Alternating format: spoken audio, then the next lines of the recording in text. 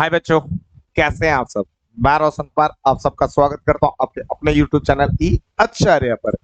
आज की क्लास में हम बात करने वाले हैं क्लास 10th का। ठीक है ना। और क्लास 10th में हम बात करेंगे चैप्टर 2 पॉलिनोमियल की। और ये पॉलिनोमियल का कौन सा लेक्चर है भैया? 6th लेक्चर है।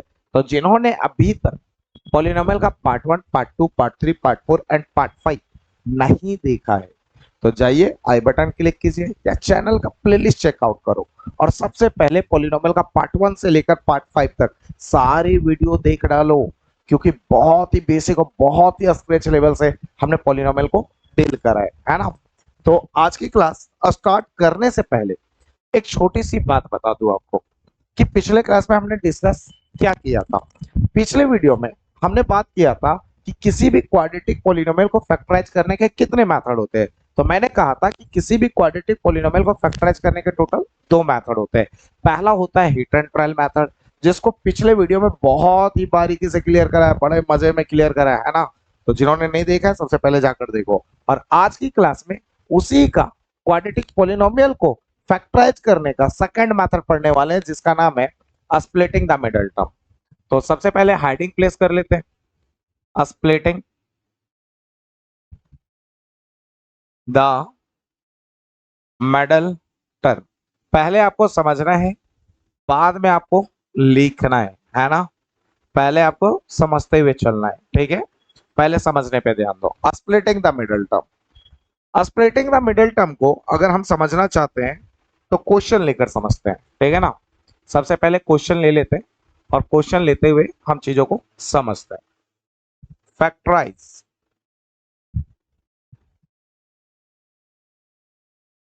The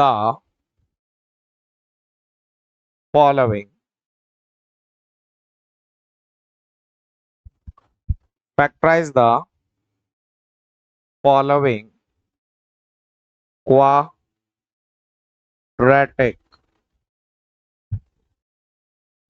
polynomial. जो भी आपको क्वाड्रेटिक पॉलिनोमियल दिया गया है उसको फैक्टराइज करो, है ना। क्वेश्चन ये कह रहा है।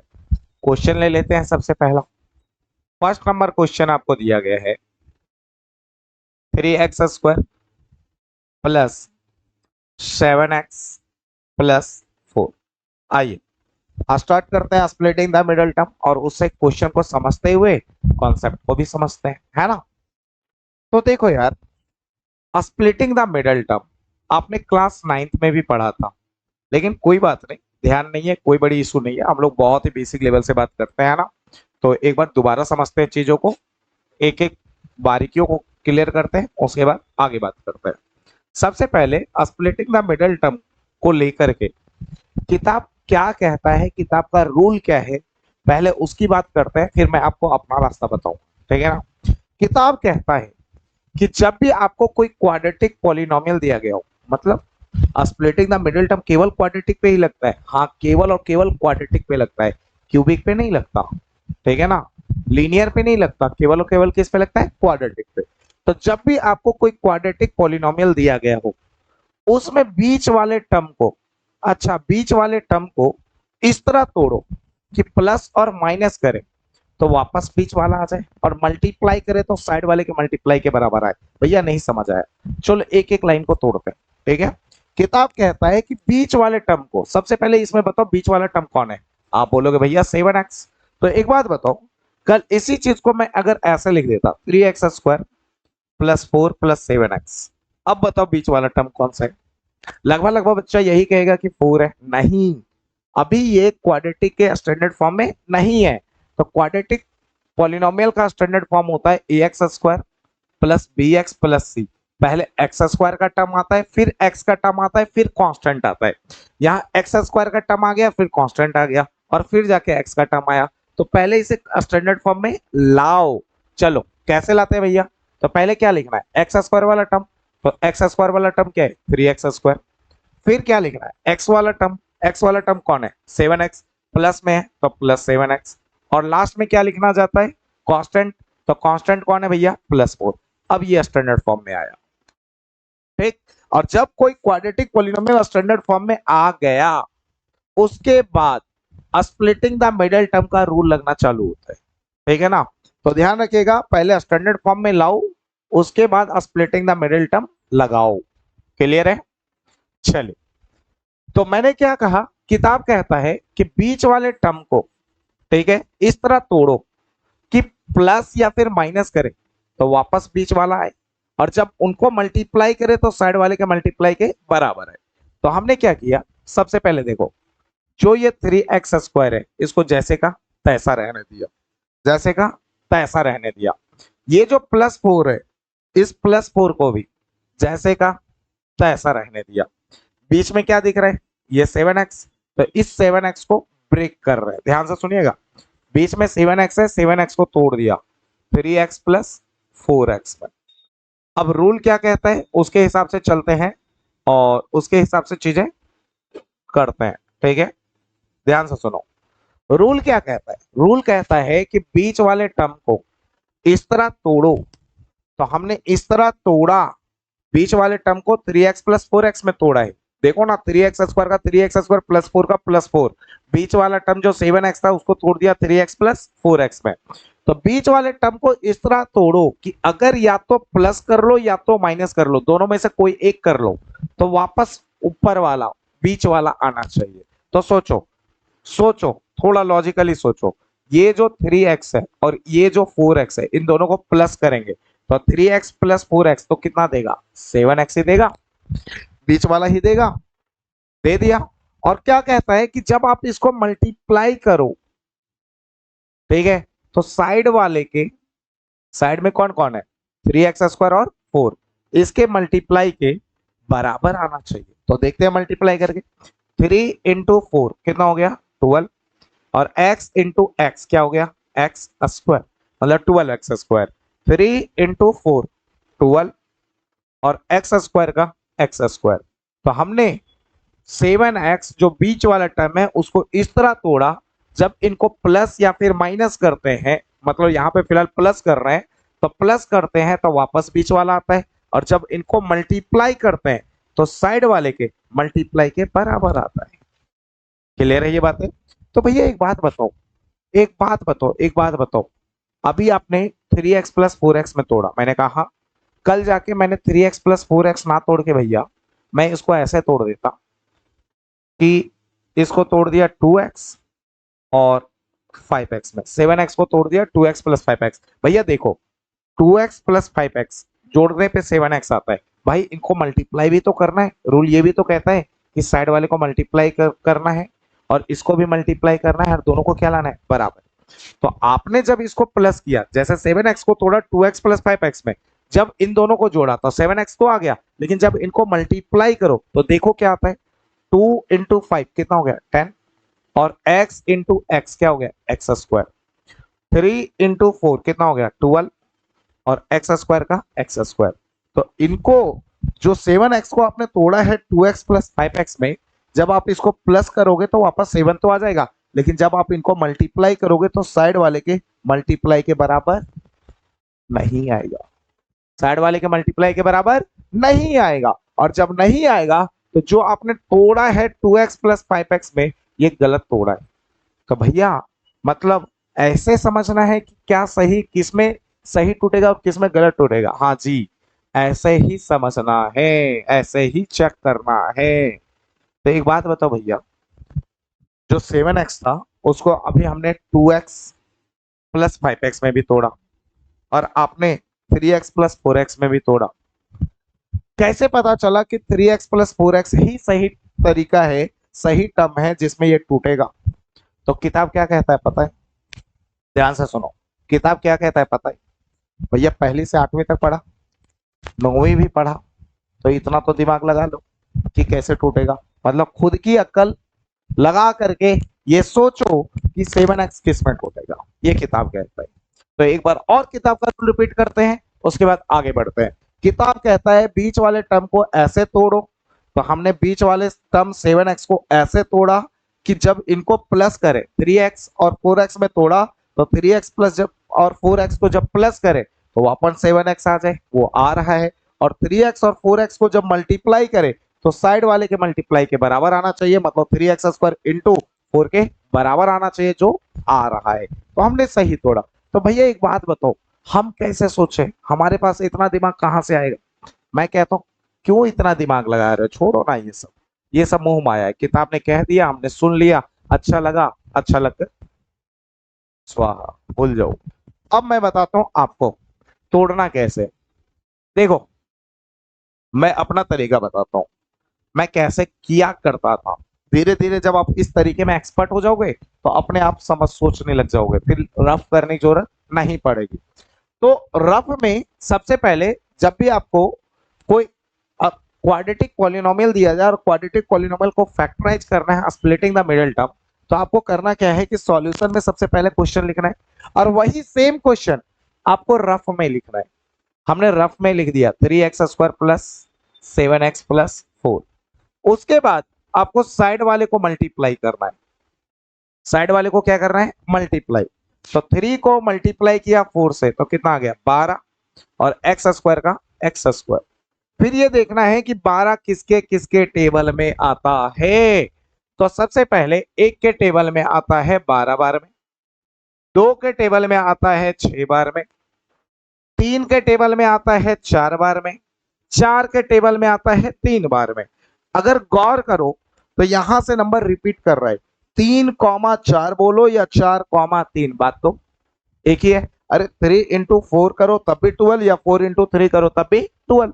तो जहां से रिपीट होने लगे वहां से लिखना बंद कर देना। बात समझ में आ गई? अब आपको ये देखना है कि बीच में लाना क्या है, बीच में 7 लाना है। तो इनमें से देखो कि कौन सा ऐसा नंबर है जिनको प्लस या फिर माइनस करने पे 7 आता है। जैसे सबसे पहले 1 और 12 को चेक करते हैं, 1,12। सोचो 12 में 1 जोड़ा तो कितना हुआ 13, 12 में 1 घटाया तो कितना हुआ 11। ये तो 7 देगा ही नहीं कभी, सपने में भी नहीं देगा, हकीकत में तो छोड़ो। अच्छा, 2 और 6 है, 2 और 6, 6 में 2 जोड़ो 8, 6 में 2 घटाओ 4, ये भी तो भैया 7 नहीं देगा। अब इस नंबर को चेक करो, 3 और 4 को, ठीक है, हमने क्या कर दिया, 3 और 4 को हमने प्लस कर दिया, और जैसे 3 और 4 को प्लस किया तो ये हमें क्या दे दिया 7। वाओ, क्या हमें 7 चाहिए था, हाँ मिल गया। 7 किस में चाहिए, प्लस में। 7 के आगे कुछ नहीं है तो क्या है प्लस, 3 के आगे कुछ नहीं है तो क्या है प्लस। तो जब +7 चाहिए तो +3 और +4 लेना पड़ेगा, ले लिया। लेकिन भैया एक बात बताओ, 7 के साथ x भी तो चाहिए, तो 7 के साथ अगर x डालेंगे तो इनके साथ भी क्या डाल देंगे x। तो जो +7x है वो टूटेगा +3x +4x में, तो यहां पे तोड़ दो, 3x² रहने दिया। ये जो +7x है इसको तोड़ना है किसमें, +7x को तोड़ना है +3x +4x में। तो +7x को तोड़ दिया +3x +4x में, और +4 है +4 लिख दिया। अब करें क्या, यहां भी 3 यहां भी 3 कॉमन लो, यहां भी x यहां भी x कॉमन लो। एक बात कहूं भैया, क्या भैया कॉमन लेना नहीं आता, कोई बात नहीं, हम सिखाएंगे यार, क्यों परेशान हो रहे हो। चलो कॉमन लेना सिखाते हैं, ठीक है, ध्यान से सीखिएगा, एक एक चीजों को गौर कीजिएगा, तुरंत निकाल देते हैं। देखो, सोचो ये तुम्हारा घर है, ये तुम्हारा घर है, ठीक, बीच में प्लस की दीवार है, बीच में प्लस की दीवार है, और ये तुम्हारा पड़ोसी का घर है। ये तुम्हारा घर, बीच में प्लस की दीवार और बीच में बगल में पड़ोसी का घर। अगर कभी तुम बाहर खेलने जाते हो घर के, तो अपनी उम्र के लोगों के साथ खेलने जाओगे या पड़ोस वाली आंटी को बोलोगे आंटी चलो क्रिकेट खेल कर आते हैं, अब मस्त बॉलिंग कर रहा और मैं मस्त बैटिंग करूंगा, ऐसा तो नहीं करोगे ना भाई। ठीक है, अपनी उम्र के लोगों के साथ खेलने जाओगे तो अपने उम्र के जितने भी लोग हैं उनको बाहर बुला लो। चलिए बुलाते हैं, यहाँ 3 है तो यहाँ भी क्या है 3, भैया चलो बाहर खेलने, चले गए। यहाँ भी x है, यहाँ भी x है, चलो भैया बाहर खेलने, चले गए। अब ये बाहर जा चुके हैं खेलने। सोचो जिस दिन इस घर का बेल बजा, कोई आया और इस घर का बेल बजाया, तो आवाज कौन मारेगा। देखो ये 3 तो बाहर जा चुका है बेचारा, ये 3 तो आवाज मारेगा नहीं क्योंकि ये घर से बाहर निकल चुका है। x² का मतलब कितने x, 2x, x² मतलब x इंटू x, 2x। तो x² में से एक x बाहर जा चुका है खेलने, तो बचा कितना x, बचा एक x। ठीक है, तो आवाज कौन मारेगा x। फिर से सुनो, जिस दिन इस घर में बेल बजेगा तो आवाज कौन मारेगा? आवाज एक्स मारेगा। क्यों? क्योंकि 3 बाहर जा चुका है, एक्स स्क्वायर का मतलब 2x, एक और x बाहर जा चुका है, तो आवाज कौन मारेगा? एक्स। ठीक। बीच में प्लस की दीवार, प्लस की दीवार। सोचो, ये 3 तो बाहर जा चुका है खेलने, ये एक्स बाहर जा चुका है खेलने। जिस दिन इस घर का बेल बजा, क्या कोई आवाज मारेगा क्या? नहीं। क्यों? घर में कोई नहीं है, और जब घर में कोई नहीं होता तो ऊपर वाला तो होता है ना, भगवान तो सब जगह होते हैं, तो सबका मालिक एक है। तो कुछ नहीं है तो कौन है? ऊपर वाला है, सबका मालिक एक है। समझ में आ गया? बीच में कौन सी दीवार है? प्लस। इन दो दो टर्म में कॉमन लिया जाता है, प्लस का प्लस। अब इन दोनों में कॉमन लो। एक उम्र के लोग कौन है? एक चार, एक चार, चार को बाहर कर दो। सोचो, जिस दिन इस घर का बेल बजा, चार तो बाहर जा चुका है, आवाज कौन मारेगा? एक्स। कौन मारेगा? एक्स। आवाज एक्स मारेगा। बीच में प्लस की दीवार, प्लस की दीवार, चार बाहर जा चुका है खेलने, आवाज कौन मारेगा? कोई नहीं है तो सबका मालिक एक। अरे यहां से चार जा चुका है खेलने, कोई है क्या घर में? कुछ नहीं, तो सबका मालिक एक है, एक। अब हम कैसे समझेंगे कि हम सही रास्ते पे चल रहे हैं, हमारा फैक्टराइज सही है? तो ब्रैकेट के अंदर वाला, ब्रैकेट के अंदर वाला सेम होना चाहिए। तो यहाँ पे देखो, यहाँ भी ब्रैकेट के अंदर x+1 है और यहाँ भी x+1 है, मतलब हम सही रास्ते पे चल रहे हैं। यहां तक क्लियर हो गया? चलो, अब क्या करना है फैक्टराइज में, एक बार ब्रैकेट के बाहर वाला और एक बार ब्रैकेट के अंदर वाला लिख लो। तो ब्रैकेट के बाहर यहाँ कौन है? 3x, और यहाँ कौन है? +4, +4 लिख दिया, इंटू x+1, x+1 दो बार है लिखना, एक बार है x+1, और ये हो गया हमारा फैक्टराइजेशन। उम्मीद है यहां तक समझ में आ गया आपको, अच्छे से क्लियर हो गया कैसे करते हैं फैक्टराइज। ठीक है, तो यहां तक तो कोई डाउट है नहीं, और अगर थोड़ा बहुत डाउट भी है तो परेशान होने की जरूरत नहीं, एक और क्वेश्चन लेते हैं और अच्छे से क्लियर करते हैं, है ना। चलो, चलिए नेक्स्ट क्वेश्चन की ओर चलते हैं। क्वेश्चन नंबर सेकंड है आपका, 2x² 2x² minus 6x, 2x² minus 6x, और माइनस में लू, चलो एक और प्लस में ले लेते हैं ना, 2x² + 6x + 4 ले लिया गया। अच्छा, अब इसको देखते हैं कैसे सॉल्व करना है। तो आइए, मैंने क्या कहा था सबसे पहले, भाई मूवी देखते हो? मूवी तो देखते ही होगे सब, है ना? और नहीं देखते होगे तो देखा करो यार, देखना जरूरी चीज है। तो जिस तरह मूवी में डायलॉग होता है ना, उसी तरह जब मैं कोई बात बोलूं जी, या फिर कोई लाइन बोलूं, ठीक है, जैसे अभी बोल रहा हूँ कि सबसे पहले सॉल्यूशन में क्वेश्चन लिखो, फिर रफ में जाके क्वेश्चन लिखो, तो उसको एज अ डायलॉग के जैसा याद रखा करो। और वही डायलॉग जब भी आप स्प्लिटिंग द मिडिल टर्म से कोई भी क्वेश्चन का फैक्टराइजेशन करो, हमेशा वही डायलॉग बोलो, और वही डायलॉग जैसे जैसे बोलोगे वैसे वैसे काम करते जाओ। देखना आपको एक एक लाइन याद रहेगा, और बहुत ही प्यार से, बहुत ही अच्छे तरीके से, बिना गलती किए हुए फैक्टराइजेशन कर दोगे। ठीक है, तो डायलॉग क्या है? सॉल्यूशन में सबसे पहले क्वेश्चन लिखो, सबसे पहले क्वेश्चन लिखा 2x² + 6x + 4, फिर भैया कॉपी के पीछे रफ में जाओ, रफ में गए, यही सेम क्वेश्चन लिख डालो। चलो सेम क्वेश्चन लिख डाला, 2x² + 6x + 4। उसके बाद मैंने क्या कहा था? मैंने कहा था साइड वाले को मल्टीप्लाई करना है, तो 2x² को मल्टीप्लाई करना है 4 से, 2 × 4 कितना हो गया? 8, और x² का x²। उसके बाद देखो ये 8 किसके किसके टेबल में आता है? एक के टेबल में 8 बार में, दो के टेबल में 4 बार में, तीन में तो आता नहीं है, चार के टेबल में 2 बार में। मैंने कहा था जहां से रिपीट होने लगे, उल्टा होने लगे, लिखना बंद कर देना। 2,4 का उल्टा 4,2 हो रहा है, लिखना बंद। अब मैंने क्या कहा था कि देखो बीच में क्या चाहिए? बीच में 6 चाहिए। इनमें से कौन सा ऐसा नंबर है जिनको प्लस या माइनस करने पे 6 आता है? तो 8 में 1 जोड़ा 9, 8 में 1 घटाया 7, ये 6 कभी नहीं देगा। 4 में 2 जोड़ा, वाओ, 6, मतलब 2 + 4 करने पे कितना मिल रहा है? 6।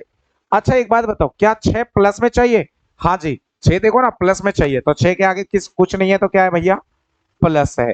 तो जब 2 के आगे कुछ नहीं है तो क्या है? प्लस। जब दोनों नंबर प्लस में लिया तो आंसर आया प्लस में। और 6 के साथ भैया x भी तो है, अगर 6 के साथ x लगाएंगे तो इनके साथ भी क्या लगाएंगे x, तो जो +6x है वो टूटेगा +2x +4x में। तो हम लोग वही किए, 2x² लिखा रहने दिया, इसको तो छेड़ा ही नहीं, ठीक। और जो +6x था उसको तोड़ दिया +2x +4x में, तो +6x को तोड़ दिया +2x +4x में, +4 +4। अब करना क्या है, अब करना यह है कॉमन लेना है। अब बताओ, ये तुम्हारा घर, बीच में प्लस की दीवार, ये पड़ोसी का घर, कॉमन लो। बताओ इन दोनों घर में सेम बंदा कौन है, यहाँ भी 2 यहाँ भी 2, बाहर बुला ले खेलने, आजा भैया। यहाँ भी x यहाँ भी x, बाहर बुला ले खेलने, आजा भैया। सोचो जिस दिन इस घर का बेल बजा तो आवाज कौन मारेगा, 2 तो बाहर जा चुका है, x² में से, x² का मतलब 2x, एक x बाहर जा चुका है, तो यहाँ बचा कौन, x। तो जिस दिन इस घर में बेल बजेगा आवाज कौन मारेगा, x। बीच में प्लस की दीवार, प्लस की दीवार। सोचो 2 बाहर जा चुका है, x बाहर जा चुका है, कुछ बचा क्या, नहीं, तो सबका मालिक एक है, ऊपर वाला तो हर जगह रहता है। बी यहाँ प्लस है तो +2। अब सेम कॉमन लो, यहाँ भी 4 यहाँ भी 4, चलो बाहर बुला लो खेलने के लिए, ये चला गया। अब 4 चला गया तो यहाँ कौन बचा, x, प्लस का प्लस, यहाँ से 4 गया तो कुछ नहीं बचा, सबका मालिक एक। एक बार ब्रैकेट के बाहर वाला, ब्रैकेट के बाहर कौन है, 2x +4, और एक बार ब्रैकेट के अंदर वाला, अंदर में कौन है, x +1। और ये है हमारा फाइनल आंसर। उम्मीद है और अच्छे से फैक्टराइजेशन आ गया। चलिए अब थोड़े अच्छे अच्छे लेवल के क्वेश्चंस लेते हैं और तेजी में फैक्टराइजेशन डन करते हैं, ठीक है। थर्ड क्वेश्चन है 12x² -7x +1, इसको फैक्टराइज करना है जी भैया, इसको फैक्टराइज करना है। हाँ, तो डायलॉग फिर से, सबसे पहले सॉल्यूशन में जाना है, जो क्वेश्चन दे डाला उसको लिख डालना है, लिख डाला। सेम क्वेश्चन रफ में लिख डालना है, रफ में गया कॉपी के पीछे एंड सेम क्वेश्चन लिख डाला, है ना। चलो लिख डाला। अब लिखने के बाद मैंने क्या कहा था, साइड वाले को मल्टीप्लाई करना है, 12x² को मल्टीप्लाई किया 1 से तो 12x²। अब ये देखो 12 किसके टेबल में, एक के टेबल में 12 बार में, 2 के टेबल में 6 बार में, मतलब 2 के टेबल में 6 बार में, 3 के टेबल में 4 बार में, 4 के टेबल में 3 बार में। 3,4 बोलो या 4,3, बात तो एक ही है। अब बताओ हमें बीच में क्या चाहिए, 7, कौन सा नंबर देगा, देखते हैं कौन सा नंबर प्लस या माइनस करने पे 7 आता है। 12 में एक जोड़ा 13, 12 में एक घटाया 11, ये तो कभी नहीं देगा 7। 6 में 2 जोड़ा 8, 6 में 2 घटाया 4, ये कभी नहीं देगा 7। अच्छा बताओ इधर, अब देखो 3 + 4, वाओ, +3 +4 करने पे कितना आता है, +7। अब एक बात बताता हूँ तुम्हें, थोड़ी सी ध्यान देना, और छोटी सी बात बता रहा हूँ, बहुत काम की बात है। जब दोनों नंबर प्लस में हो, दोनों नंबर सेम साइन में हो, प्लस नहीं सेम साइन में हो, दोनों नंबर सेम साइन में हो तो जोड़ देते हैं, 2 + 5 कितना हो गया, 7, और साइन प्लस का चल रहा है तो प्लस लगा दो। दोनों नंबर सेम साइन में हो तो जोड़ देते हैं, ठीक है भैया। यहाँ माइनस माइनस प्लस नहीं करेंगे, नहीं, plus into plus equal to plus होता है, plus into minus equal to minus होता है, minus into plus equal to minus होता है, और minus into minus equal to plus होता है। बीच में मल्टीप्लाई होना चाहिए, क्या यहाँ मल्टीप्लाई दिख रहा हो तेरे को, नहीं, तो क्यों करोगे प्लस, ठीक। सेम साइन में जोड़ो, 2 और 5 कितना हो गया, 7, और माइनस का साइन चल रहा है, माइनस लगा दो, ठीक। अच्छा अगर डिफरेंट साइन होता, जैसे 5 - 2 होता, देखो 5 के आगे कुछ नहीं है तो प्लस, तो बड़े में छोटा घटा दो, 5 में 2 गया तो 3, अब बड़े के पहले प्लस है तो प्लस, डिफरेंट साइन में घटाते हैं। अच्छा भैया -5 + 2 लो तो, अच्छा डिफरेंट साइन देख रहा, माइनस प्लस तो घटा दो, 5 में 2 गया 3, बड़े के पहले माइनस है, माइनस लगाओ। तो सेम साइन में जोड़ते हैं, डिफरेंट साइन में घटाते हैं, इस बात को ध्यान रखिएगा। छोटी सी बात है, पहले आपको याद होता रहता है, लेकिन कभी कभार क्या होता है ना कि बच्चा कैलकुलेशन में कंफ्यूज हो जाता है, इसलिए मैंने बता दिया। देखो सेम साइन था, जोड़ा तो, जोड़ा तो कितना आया 7, देखो ना सेम साइन है तो 4 + 3 7। अच्छा हमें +7 मिला, लेकिन हमें +7 नहीं चाहिए, क्या चाहिए, -7। तो जब दोनों नंबर प्लस में लिया तो +7, तो दोनों नंबर को किस में ले लो, माइनस में, तो क्या मिलेगा, -7। भैया -7 के साथ x भी है, लगा डालना भाई, यहाँ x लगाया तो यहाँ भी x, यहाँ भी x, तो -7x किस में टूटेगा, -3x -4x में। अब चलो आते हैं, ब्रेक करते हैं। 12x² -7x को तोड़ दिया -3x -4x में। अब +1 अब करना क्या है, इन दोनों में कॉमन लेना है। अब देखो कॉमन लेने का तरीका देखो और ध्यान से देखना, एक एक चीज को गौर करना। पहला टर्म देखो 12x² है और माइनस में 3x है, यही शुरुआत के दो में कॉमन लेना होता है ना भाई। पहले इन दोनों में कॉमन लो, फिर इन दोनों में कॉमन लो। ठीक, कॉमन लेते हैं और ध्यान से देखो कैसे कॉमन लेते हैं वो सुनो भैया। कॉमन लेने का तरीका क्या होगा, वही सेम तरीका, लेकिन चलो सबसे पहले ये जो 12 है ना, इसको छोटे छोटे टुकड़े में तोड़ देते हैं। ठीक, पहले बेसिक सीखा तो फिर डायरेक्ट लेंगे। ठीक है, 12 का प्राइम फैक्टर किया, 2 के टेबल में 6 बार में, 2 के टेबल में 3 बार में, 3 के टेबल में 1 बार में, तो 2 इंटू 2 इंटू 3, तो 12 को लिख दिया 2 इंटू 2 इंटू 3। और 12 और x² के बीच में कुछ नहीं तो मल्टीप्लाई x² -3 और x के बीच में कुछ नहीं, मल्टीप्लाई x का x। अब बताओ मैंने क्या कहा था कि भैया सेम बंदे को बाहर बुला लो, यहाँ 3 यहाँ 3, आ भैया चल बाहर खेलने चलते हैं, यहाँ x आ भैया चल बाहर खेलने चलते हैं। 3 चला गया, x² का मतलब 2x, एक x चला गया, तो जिस दिन इस घर में बेल बजेगा आवाज कौन मारेगा, एक तो 2 मार सकता है, एक 2 मार सकता है, तो 2 इंटू 2, और x 3 तो बाहर जा ही चुका है, x² का मतलब 2x, एक x जा चुका है, तो एक x तो बचा ही है ना। हाँ, माइनस का माइनस, 3 बाहर x बाहर, कुछ नहीं बचा, सबका मालिक 1, तो कॉमन लिया तो 3x, ब्रैकेट में 2 इंटू 2 कितना हो गया 4, x का x -1 का -1। ठीक, तो कॉमन लोगे 12x² -3x में, तो 3x कॉमन जाएगा, ब्रैकेट में 4x -1 बचेगा। ये बेसिक तरीका है, लेकिन मैं कहता हूं इतना लंबा चौड़ा भाषण पे मत जाओ, डायरेक्ट कॉमन लो। कैसे वो बताता हूं। सबसे पहले ये देखो 12 और 3 में छोटा कौन, सबको पता है 3। 3 के टेबल में क्या 12 आता है, हाँ भैया आता है, 3 के टेबल में 12 आता है। 3 बाहर खींच, यहां भी x तो यहां भी x बाहर खींच। 3 के टेबल में 12 कितने बार में आता है, 4 बार में, 3 के टेबल में 4 बार में 12, और x² का मतलब 2x, एक x चला गया तो एक x बचा। भैया मल्टीप्लाई करके दिखाओ, यही आएगा। हाँ देखो ब्रैकेट का मतलब मल्टीप्लाई होता है, 3 into 4 12x into x² minus है माइनस, 3 बाहर x बाहर, कुछ नहीं बचा तो सबका मालिक 1। क्लियर, तो 12x² -3x में 3x कॉमन जाएगा, तो ब्रैकेट में क्या बचेगा x -1। 12x² -3x में 3x कॉमन ले लिया, तो ब्रैकेट में बचेगा 4x -1। ये बात तो समझ में आ गया, हम इन दोनों में कॉमन ले चुके हैं। अब बचा कौन, ये दोनों। अब यहाँ माइनस है, तो सबसे पहले अगर माइनस है तो यहाँ माइनस लगाओ। एक चीज ध्यान रखना, जब हम माइनस कॉमन लेते हैं ना, तो अंदर वाले जो भी टर्म आएंगे ब्रैकेट के अंदर, उनका साइन चेंज हो जाएगा। क्या नहीं समझ आया, समझा तो पहले कॉमन ले लो। ठीक, देखो इधर 4 और 1 में छोटा कौन, 1। क्या 1 के टेबल में 4 आता है, हाँ भैया आता है, ले लो। सोचो 1 कॉमन ले लिया, तो 1 के टेबल में 4 कितने बार में, 4 बार में, x का x। अब देखो ये प्लस है ना, तो प्लस का माइनस हो जाएगा, क्यों, क्योंकि बाहर माइनस लगाए। ध्यान से सुनना, जो साइन यहां होगा वही साइन आपको यहां लगाना है। ठीक, अगर यहां प्लस होता तो प्लस लगाते, और अगर माइनस है तो माइनस लगाएंगे, लेकिन जब आप माइनस है और यहां माइनस लगा रहे हो, तो अंदर वाले का साइन चेंज हो जाएगा। ये कैसे हो रहा है बताता हूं, देखो अभी पहले कॉमन ले लो। प्लस का मैंने क्या कहा, यहां माइनस है तो प्लस का साइन चेंज होकर माइनस हो जाएगा। अच्छा 1 के टेबल में 1 कितने बार में, 1 बार में। भैया एक बार ऐसा करो ना, इसको मल्टीप्लाई करके ये लाकर दिखाओ, देखो माइनस इंटू, यहां कुछ नहीं है plus, minus into plus minus, 1 into 4x minus into minus plus, और 1 इंटू 1 ठीक, वही चीज आया ना। तो जब भी आप बाहर माइनस लोगे तो अंदर वाले का साइन चेंज कर दोगे। देखो 4x माइनस में था, 4x किस में चला गया, प्लस में। 1 प्लस में था, 1 किस में चला गया, माइनस में। तो ध्यान रखना, जब भी ब्रैकेट के बाहर माइनस लगेगा तो अंदर वाले का साइन चेंज करेगा।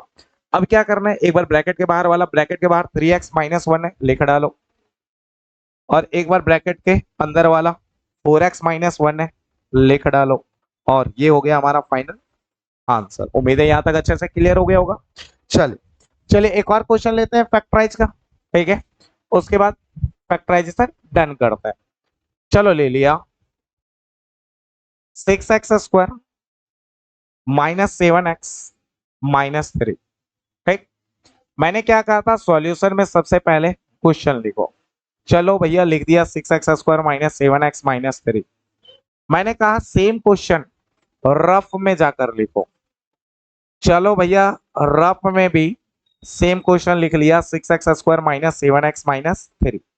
फिर मैंने कहा था साइड वाले को मल्टीप्लाई करो 6 इंटू -3 तो कितना हो गया -18 x² का x²। अब ये देखो 18 किसके टेबल में आता है, एक के टेबल में 18 बार में, दो के टेबल में 9 बार में आता है ना, तीन के टेबल में 6 बार में, चार में नहीं आता 18, 5 में नहीं आता 6 में आता, 6 के टेबल में 3 बार में। 3,6 लिखो या 6,3, बात तो एक ही उल्टा होना चालू हो गया तो लिखना बंद कर दिया। हमें क्या चाहिए 7। देखो कौन सा नंबर 7 देगा, 18 में एक जोड़ा 19, 18 में एक घटाया 17, ये कभी नहीं देगा। 6 में 3 जोड़ा 9, 6 में 3 घटाया 3, ये कभी 7 नहीं देगा। 9 में 2 जोड़ा 11 और 9 में 2 घटाया वो 7। तो 9 के आगे कुछ नहीं है प्लस, 7 के आगे कुछ नहीं है तो प्लस। अब एक बात बताओ 7 किस में चाहिए, माइनस में। 7 किस में मिला, प्लस में। हमें माइनस में चाहिए था, मिल गया प्लस में। तो प्लस में कब मिला, जब बड़े नंबर को प्लस और छोटे नंबर को माइनस लिया। उल्टा कर दो, बड़े नंबर को माइनस और छोटे नंबर को प्लस में लिख दो। तो -9 में +2 गया तो -7। अब -7 के साथ x भी है भैया, लगा डालो ना, यहाँ x तो यहाँ भी x और यहाँ भी x, तो -7x टूटेगा -9x + 2x में। आइए तोड़ते हैं, 6x² रहने दिया, -7x को तोड़ दिया, -9x + 2x -3 -3। अब बताओ 6 और 9 में छोटा कौन, 6। क्या 6 के टेबल में 9 आता है, नहीं आता। अब देखो 6 और 9 किसके टेबल में आता है, 6 और 9 भैया 3 के टेबल में आता है। 3 कॉमन ले लो, यहां भी x यहां भी x कॉमन ले लो। अच्छा सोचो 3 के टेबल में 6 कितने बार में, 2 बार में। x² का मतलब 2x, एक x चला गया, एक x बचा, माइनस का माइनस। 3 के टेबल में 9 कितने बार में, 3 बार में। x था, x बाहर, प्लस है प्लस। एक बात बताओ मुझे, इसको मिटा देते हैं ना, ठीक, इधर लिख देते हैं थोड़ा दूर और रफ। एक बात बताओ मुझे 2 और 3 में छोटा कौन, 2। क्या 2 के टेबल में 3 आता है, नहीं। तो दोनों किसके टेबल में आता है भैया, किसी के टेबल में नहीं। तो दोनों किसी के टेबल में नहीं आता तो कॉमन क्या जाएगा, 1 जाएगा। कॉमन क्या जाएगा, 1। ठीक है, कुछ नहीं होता कॉमन तो 1 होता है। सोचो 1 कॉमन लिया तो इस पे कोई फर्क नहीं पड़ेगा, नहीं। 2x का 2x, 1 के टेबल में 2x कितने बार में, 2x बार में। माइनस का माइनस, और 1 के टेबल में 3 कितने बार में, 3 बार में। और कभी ना समझ आए ना, कभी कंफ्यूज हो जाओ ना, तो इस डब्बे में जो नंबर रहा वही सेम भर देना, यहाँ कॉमन लेकर। ठीक है, एक बार ब्रैकेट के बाहर वाला, ब्रैकेट के बाहर कौन है 3x + 1, और एक बार ब्रैकेट के अंदर वाला कौन है 2x - 3। और इसके साथ हुआ हमारा फैक्टराइजेशन डन। उम्मीद है आप सबको फैक्टराइजेशन बहुत अच्छे से आ गया होगा, बहुत अच्छे से क्लियर हो गया होगा। एक बार ठीक है तेजी में स्क्रीनशॉट ले लो, फिर आगे के टॉपिक पे मूव करते हैं। ले लिया स्क्रीनशॉट, फिर इसका ले लिया स्क्रीनशॉट, फिर इसका ले लिया स्क्रीनशॉट, फिर इसका ले लिया। चलिए आगे बात करें। ओके, फोर्थ के बाद अब हम चलते हैं 5th नंबर क्वेश्चन पे, है ना। तो 5th नंबर क्वेश्चन आपको खुद सॉल्व करना है, केवल 5th ही नहीं करना, पहले पूरी बात सुनिए साहब। आपको 6th नंबर भी करना है, और यही नहीं करना है साहब, आपको 7 भी करना है। क्योंकि मैथ जो है वो प्रैक्टिस की चीज है, जितने क्वेश्चंस आप प्रैक्टिस करेंगे उतने अच्छे से मैथ आएगा, है ना। हर सब्जेक्ट को पढ़ने का तरीका अलग अलग होता है, ठीक है। तो जैसे अगर आप फिजिक्स पढ़ रहे हो तो फिजिक्स में आप जितना ज्यादा न्यूमेरिकल्स पढ़ोगे उतने अच्छे से फिजिक्स आएगा। आप अगर बायो पढ़ रहे हो तो बायो को जितनी बार बार रिवीजन करोगे बायो उतने अच्छे से याद होगा। आप एसएसटी पढ़ रहे हो तो एसएसटी को जो कहानियां दी गई है, एसएसटी में जो स्टोरी दी गई है, उसको जितने बारीकी से और जितने अच्छे से समझोगे उतने अच्छे से एसएसटी आएगा। उसी तरह मैथ को जितनी अच्छे से प्रैक्टिस करोगे, जितने नए नए क्वेश्चंस करोगे, ठीक है, उतने अच्छे से मैथ आएगा, उतने बारीकी से कॉन्सेप्ट क्लियर होगा, है ना। तो इन सबको आपको फैक्टराइज करना है और जो भी आंसर आएगा उसे भैया कमेंट बॉक्स में कमेंट करके बता देना। जिसका भी सही होगा उसको हम अपना दिल दे देंगे, मतलब दिल नहीं, हट दे देंगे, ठीक है। और इससे बाकी बच्चों को समझ में आ जाएगा कि कौन सा आंसर सही है और कौन सा आंसर गलत है। तो उम्मीद है कि आपको अभी तक बहुत अच्छे से समझ में आ गया कि हमने क्या पढ़ा, ठीक है, क्या क्या टॉपिक करी। एक बार दोबारा रिवीजन करवा देता हूँ, दोबारा बोल देता हूँ क्या पढ़ा है। हमने क्वाड्रेटिक पॉलिनोमियल को फैक्टराइज करना सीखा है। फैक्टराइज करने के दो मेथड सीखे। पहला हिट एंड ट्राई, बहुत ही मजेदार तरीके से सीखा, और दूसरा स्प्लिटिंग द मिडल टर्म, बहुत ही बेसिक तरीके से सीखा, है ना। अब हम बात करने वाले एक नए टॉपिक पे, और इस टॉपिक को सीखना बहुत जरूरी है है ना। पहले देख लो टॉपिक है क्या। मैथड टू सॉल्व क्वाड्रेटिक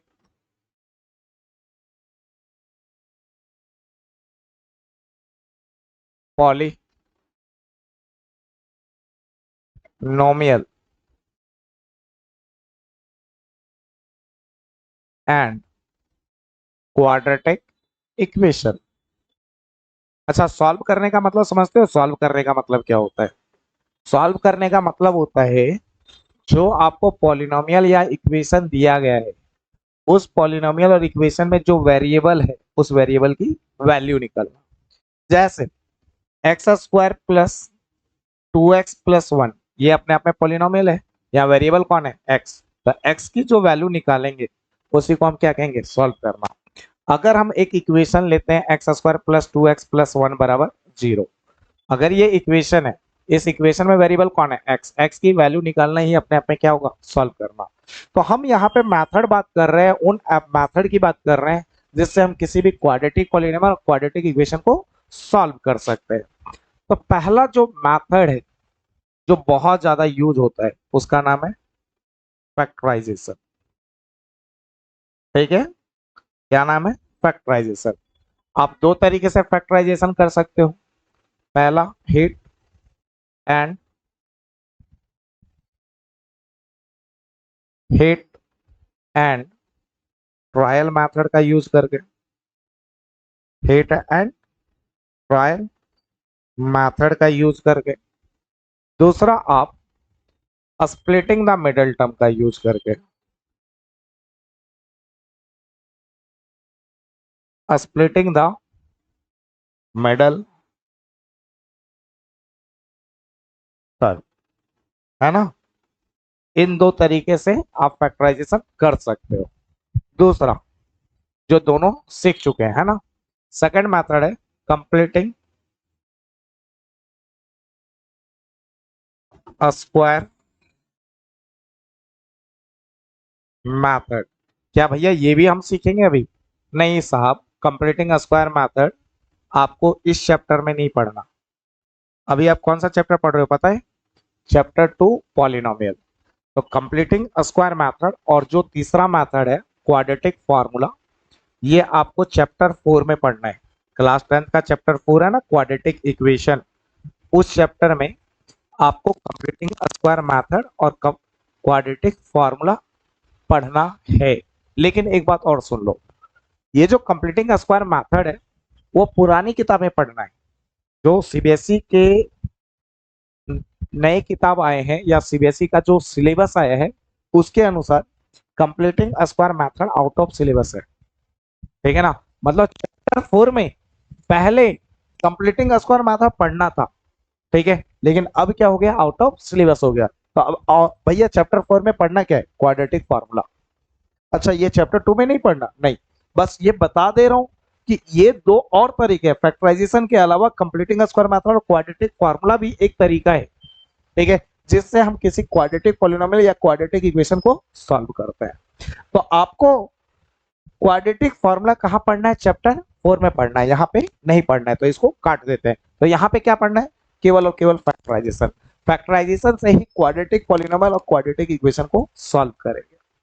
तो भैया एक बात बताओ, एक क्वेश्चन पूछनी रहती है आपसे। मैंने बोला क्या? भैया एक बात बताओ, कंप्लीटिंग स्क्वायर मैथ नए सिलेबस के अनुसार डिलीटेड है, क्या आप भी नहीं पढ़ाओगे? मैं पढ़ा दूंगा। जब मैं आपको चैप्टर 4 क्वाड्रेटिक इक्वेशन पढ़ाऊंगा तो वहां पे आपको कंप्लीटिंग स्क्वायर मेथड और क्वाड्रेटिक फॉर्मूला दोनों पढ़ाऊंगा।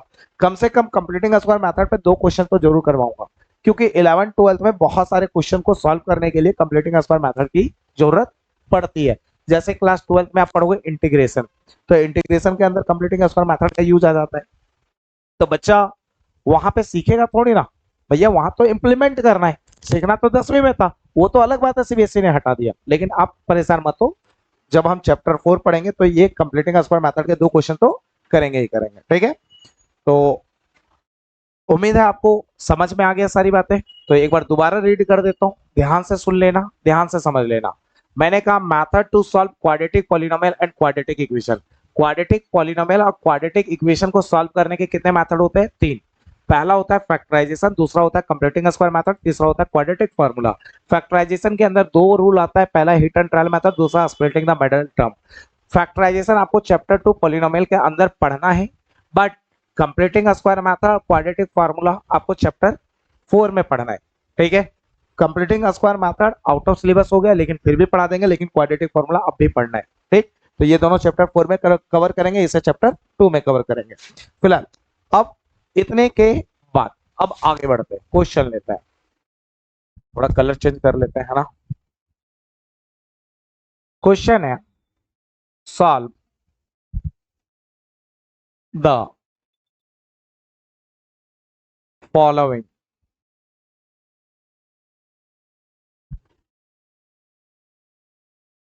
क्वाड्रेटिक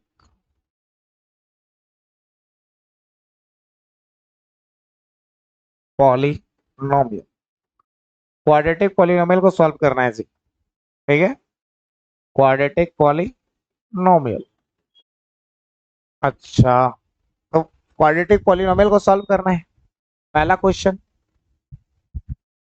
एक्स स्क्वायर माइनस 25, ठीक?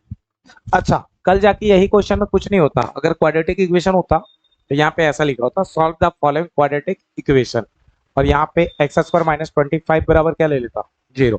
फिलहाल क्वाड्रेटिक पॉलिनोमियल है तो इक्वल टू 0 नहीं लिया है, लेकिन दोनों को सॉल्व करने का तरीका एक ही होगा। तो आपको क्या बोला कि क्वाड्रेटिक पॉलिनोमियल जो दिया गया है उसको सॉल्व करो। सॉल्व का मतलब क्या बताया था? एक्स की वैल्यू निकालो। तो सॉल्यूशन में करना है क्या? एक्स स्क्वायर माइनस 25 जो क्वाड्रेटिक पॉलिनोमियल दिया गया इक्वल टू 0 ले लो, ठीक? उसके बाद ध्यान से सुनना मेरी बात है, एक एक बात को गौर करना। इस क्वाड्रेटिक पॉलिनोमियल में गौर करो, इस क्वाड्रेटिक पॉलिनोमियल में 2 चीजें दी गई हैं आपको। पहला एक्स स्क्वायर का टर्म और दूसरा कांस्टेंट। जब भी कभी एक्स स्क्वायर वाला टर्म और कांस्टेंट दिया हो तो उसको सॉल्व करने का अप्रोच यही रखना, हमेशा यही मेथड रखना है, इसके अलावा और कोई दूसरा अप्रोच मत लगाना, ठीक है? तो देखो, -25 इक्वल के इधर आया तो +25, स्क्वायर इक्वल के उधर गया तो रूट, और रूट के साथ 2 साइन जाएगा, प्लस और माइनस, ठीक? X equal to plus minus √125 कितने का स्क्वायर है? 5 का स्क्वायर, स्क्वायर से रूट कट गया, तो एक्स इक्वल टू कितना आ गया? +-5। +-5 का मतलब एक्स की वैल्यू +5 भी है और -5 भी। उम्मीद है यहां तक समझ में आ चुका होगा आपको, ठीक? अगला क्वेश्चन लेते हैं। अब देखो, इसी के बिहाफ पे एनसीईआरटी आपसे क्या पूछता है? एनसीईआरटी कहता है कि भैया आप टी स्क्वायर ले लो, -15 ले लो, ठीक है, और इसको सॉल्व करो। मैं बता देता हूं, ये जो टी स्क्वायर -15 है, ये एनसीईआरटी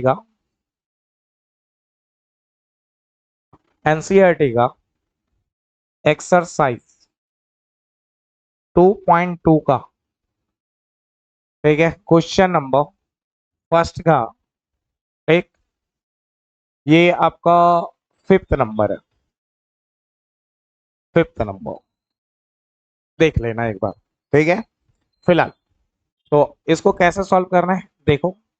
तो मैंने क्या कहा था कि यहाँ पे एक वेरिएबल देना चाहिए, और वेरिएबल वो एक कौन सा टर्म? स्क्वायर वाला टर्म। तो यहाँ टी स्क्वायर दिया है और दूसरा क्या देना चाहिए? कांस्टेंट। तो उसको सॉल्व करने का अप्रोच यही होगा। तो टी स्क्वायर -15 बराबर 0, -15 इक्वल के इधर आया तो प्लस 15 स्क्वायर इक्वल के उधर गया तो रूट, रूट के साथ दो साइन जाएगा प्लस और माइनस। जैसे 25 5 का स्क्वायर था, क्या 15 किसी का स्क्वायर है क्या? नहीं, तो इसको ऐसे ही रहने दो।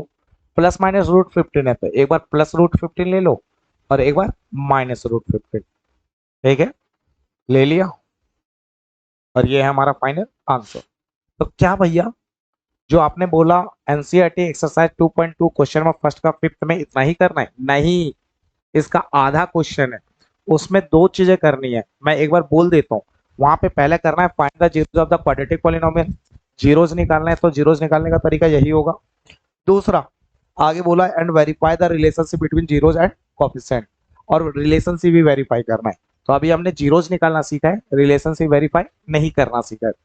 भैया ये जीरोस कैसे हो गया? अरे भैया मैं तो पहले ही बता चुका हूं तुम्हें कि क्वाड्रेटिक पॉलिनोमियल में जो वेरिएबल की वैल्यू मिलती है उसे हम जीरोस कहते हैं। क्वाड्रेटिक इक्वेशन अगर होता और वेरिएबल की जो वैल्यू मिलती है उसे रूट्स कहते हैं, है ना? ये बातें तो पहले हो चुकी है, छोटी मोटी बातें हैं यार, है ना? चलो next question.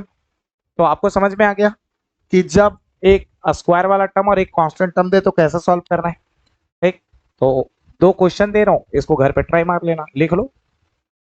Y square minus 36 और fourth number x square minus -8, है ना? ये दो क्वेश्चन आपको डन मारना है। चलिए फिफ्थ नंबर क्वेश्चन चलते हैं। फिफ्थ नंबर क्वेश्चन है, अब देखो एक्स स्क्वायर वाला टर्म कांस्टेंट वाला टर्म हो चुका है। अब देखो यहां से थोड़ा सा तरीका, तो क्वेश्चन चेंज कर रहा हूं, ध्यान से सुनना, क्वेश्चन चेंज कर रहा हूं। देखो अब एक्स स्क्वायर -2x, अब क्या चेंज हुआ वो देखो। ऊपर वाले में स्क्वायर देता था कांस्टेंट, इसमें क्या दिया है? स्क्वायर और एक्स वाला टर्म, है ना? तो इसको सॉल्व करने का अप्रोच अलग होगा, इसका सॉल्व करने का अप्रोच क्या होगा वो सीख लो। सॉल्यूशन में एक्स स्क्वायर -2x, सबसे पहले इतना बराबर 0 ले लो, ले लिया। अब इसमें अप्रोच ये होगा कि दोनों में आपको कॉमन लेना है। कॉमन क्या है? तो देखो यहां भी x तो यहां भी x, x कॉमन ले लो। एक्स स्क्वायर का मतलब 2x, एक x चला गया तो एक x बचा, माइनस का माइनस, यहां से x चला गया तो क्या बचा? 2, इक्वल टू 0, इक्वल टू 0। एक बार ब्रैकेट के बाहर वाला बराबर 0 ले लो, ब्रैकेट के बाहर कौन है? x, x बराबर 0। और एक बार ब्रैकेट के अंदर जो x-2 है, तो x-2 जो है उसके बराबर भी 0 ले लो। तो -2 इक्वल के उधर गया तो +2। तो x की कितनी वैल्यू आ गई? दो वैल्यू आ गई ना? पहली वैल्यू क्या आई? 0, और दूसरी वैल्यू 2। ठीक, और ये हमारा है फाइनल आंसर। तो अब इस पे एनसीईआरटी क्वेश्चन क्या पूछती है वो भी देख लो। एनसीईआरटी इस पे ऐसे क्वेश्चन पूछती है, 4u² + 8u। ये एनसीईआरटी का कौन सा क्वेश्चन है? ये एनसीईआरटी में में एक्सरसाइज एक्सरसाइज 2.2 का क्वेश्चन नंबर फर्स्ट का फोर्थ है। और अच्छा यहाँ पे रिलेशन से भी वेरीफाई करना है, लेकिन मैं आधा क्वेश्चन कर रहा हूँ, मतलब यहाँ पे जीरोस भी निकालना है इस क्वेश्चन में। अरे एनसीईआरटी एक्सरसाइज 2.2 पहले का चौथे में क्या निकालना है? जीरोस भी निकालना है और साथ में रिलेशनशिप भी वेरीफाई करना है। तो हम यहाँ पे केवल और केवल अभी क्या सीख रहे हैं? जीरोस निकालना, सॉल्व करना। ठीक है, तो केवल सॉल्व करना सीख रहे हैं। ठीक है, ध्यान दो। तो सॉल्यूशन में क्या करेंगे? 4u² + 8u बराबर ले लो 0। जो कॉमन है उसे कॉमन ले लो। 4 के टेबल में 4 भी आता है, 4 के टेबल में 8 भी आता है, 4 बाहर, यहाँ u बाहर। सोचो 4 बाहर, u² का मतलब 2u, एक u बाहर, तो एक u बचा, प्लस का प्लस। 4 के टेबल में 8 कितने बार में? 2 बार में, और u बाहर जा चुका है, इक्वल टू 0, इक्वल टू 0। एक बार ब्रैकेट के बाहर वाला, ब्रैकेट के बाहर कौन है? 4u, 4u बराबर 0 ले लो। अच्छा 4 और u के बीच में कुछ है मल्टीप्लाई, 4 मल्टीप्लाई में इधर गया तो डिवाइड में, तो u बराबर 0/4, और 0 को 4 से डिवाइड करो तो क्या आएगा? 0। अच्छा एक बार ब्रैकेट के अंदर जो है u+2 उसके बराबर भी 0 ले लो, u+2 बराबर भी 0, +2 उधर गया तो -2। तो u की कितनी वैल्यू आ गई? 2। u इक्वल टू पहली वैल्यू है 0 और दूसरी वैल्यू है -2। बात समझ में आ गया? उम्मीद है यहां तक अच्छे से आपको क्लियर हो गया। चलिए, तो 6 तक हमने कर लिया बहुत अच्छे से। अब कुछ क्वेश्चंस दे रहा हूं आपको, वो भी आप ट्राई कर लीजिएगा ताकि आपको और अच्छे से आ जाए। वाई स्क्वायर माइनस 3y, और 8 number √2 into x square minus minus 8x। ठीक है, इसको सॉल्व कर देना। चलिए, 8 के बाद अगला चलते हैं 9th नंबर। अच्छा, 9th नंबर में मैं कुछ अलग नहीं करूंगा, ऐसा करता हूं ना, जो मैंने होमवर्क में क्वेश्चन दिया है, ठीक है, एक इनमें से एक ले लेता हूँ और एक जो पहले सॉल्व किया है वो। चलो, ये ले लूं क्या, 6x² माइनस 7x-3। ये ध्यान रखना, हमने किस में ब्रेक किया, 6x², ये जो -7x है वो टूटा है -9x प्लस 2x, -3 का -3। ठीक है, सेम क्वेश्चन ले रहा हूँ। मेरी मोहब्बत का 6x² -7x-3। चलिए, इसको सॉल्व करते हैं। ये भी एनसीईआरटी का ही क्वेश्चन है साहब, है ना, ध्यान रखना, ये भी एनसीईआरटी का क्वेश्चन है। भैया इसका भी नंबर बता दो, बोल दे रहा हूँ, लिख लो। एक्सरसाइज 2.2 का क्वेश्चन नंबर फर्स्ट का 3rd नंबर। ठीक, 6x² -7x-3, इतना बराबर ले लिया 0। अच्छा, मैं डायरेक्ट कर रहा हूँ क्योंकि फैक्टराइजेशन बता चुका हूँ। देखो ना, -7x किस में टूटा था भाई, देखो देखो देखो देखो देखो, -7x टूटा था -9x प्लस 2x में, है ना। तोड़ देते हैं डायरेक्ट, क्यों दिमाग लगाना। -7x टूटा था -9x प्लस 2x, और -3 इक्वल टू 0 इक्वल टू 0। फिर 6 और 9 में छोटा कौन, 6। क्या 6 के टेबल में 9 आता है, नहीं, दोनों किसके टेबल में आता है, 3 कॉमन, यहाँ भी x यहाँ भी x कॉमन। अच्छा, 3 के टेबल में 6 कितने बार में, 2 बार में, x² का मतलब 2x, एक x चला गया, एक x, माइनस का माइनस, 3 के टेबल में 9, 3 बार में, और x तो बाहर जा चुका है, प्लस का प्लस, 2 और 3 में छोटा कौन, 2 के टेबल में 3 आता है क्या ना, दोनों में कुछ कॉमन नहीं, तो सबका मालिक एक है। और मैंने बोला था ब्रैकेट के बाहर अगर प्लस हुआ तो अंदर वाले में कोई चेंज नहीं, ये जैसे का तैसा उतर जाएगा, 2x-3 का 2x-3। और कभी भूल जाओ तो इस डब्बे में जो है वही छाप देना, इक्वल टू 0 इक्वल टू 0। एक बार ब्रैकेट के बाहर वाला, ब्रैकेट के बाहर कौन है, 3x+1, और एक बार ब्रैकेट के अंदर वाला, ब्रैकेट के अंदर कौन है, 2x-3, इक्वल टू क्या हो गया, 0। अब करना क्या है वो भी सीख लो। एक पहला डब्बा बराबर 0, मतलब 3x+1 है, इक्वल टू ले लो 0। अच्छा, एक बात बता, +1 इक्वल के उधर गया तो -1, 3 और x के बीच में कुछ नहीं मल्टीप्लाई, 3 मल्टीप्लाई में इक्वल के उधर गया तो डिवाइड में, x इक्वल टू -1/3। आगे 2x-3 बराबर क्या लेना है, 0 भैया, 2x-3 इक्वल टू 0, -3 इक्वल के उधर गया तो +3, है ना, 2 मल्टीप्लाई में इधर गया तो डिवाइड में। अच्छा, एक बात बताओ, फाइनली x इक्वल टू कितना आ गया, 3/2। तो x की कितनी वैल्यू निकल गई, 2, पहला -1/3 और दूसरा 3/, और ये है हमारा फाइनल आंसर। क्लियर है ये बात है। चलिए, एक और क्वेश्चन ले लेते हैं, और 10th number. 10th number question क्या है वो भी सुन लो।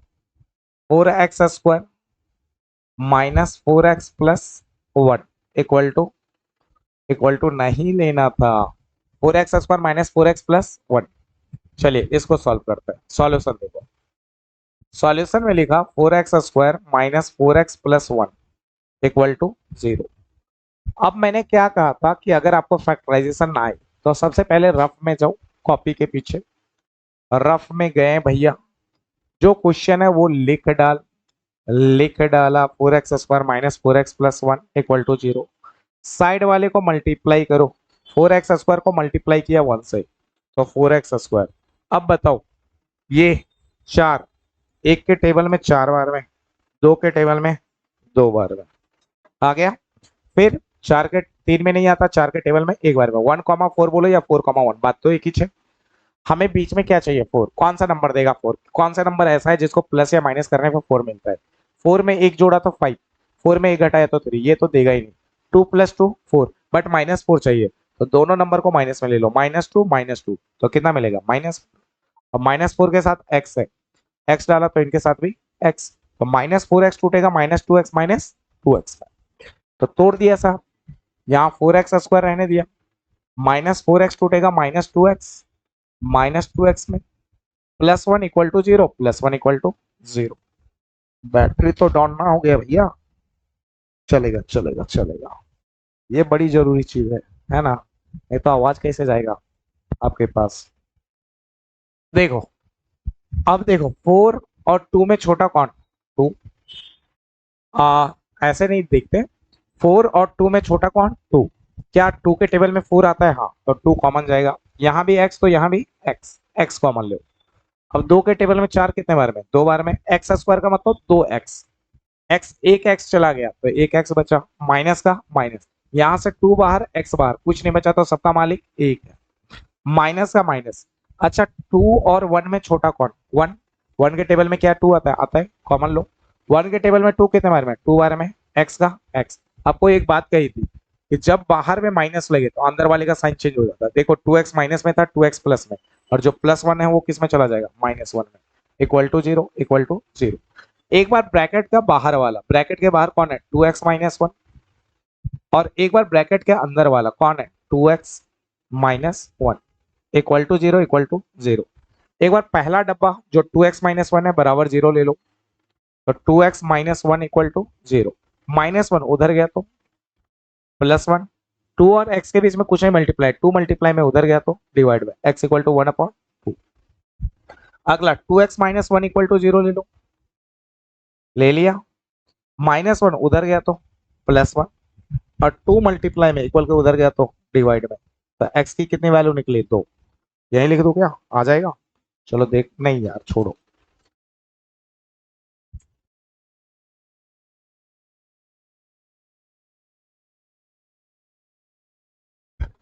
अब देखो देयरफॉर x की कितनी वैल्यू निकली, 2, पहला 1/2 और दूसरा भी 1/2, ये है हमारा फाइनल आंसर। उम्मीद है यहाँ तक आप सबको अच्छे से समझ में आ गया, कोई दिक्कत नहीं ना, चलिए आगे बढ़ेगा। अब चलो आगे बढ़ते हैं, यहाँ तक 10 नंबर डन हो चुका है। अच्छा 2 क्वेश्चंस दे देता हूँ ताकि आप ट्राई कर लेना, ठीक है, लिख लो यार, 5x² -7x, 5x² -7x +2, और 12th नंबर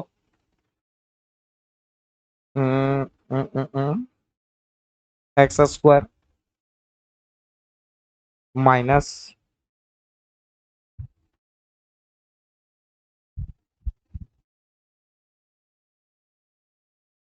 अच्छा ठीक है, x² -6x +9, ठीक है, इसको ये 2 क्वेश्चन सॉल्व कर लेना, फैक्टराइज कर लेना, और जो भी आंसर आएगा भैया बताइए, कमेंट बॉक्स में कमेंट करके बताना है ना।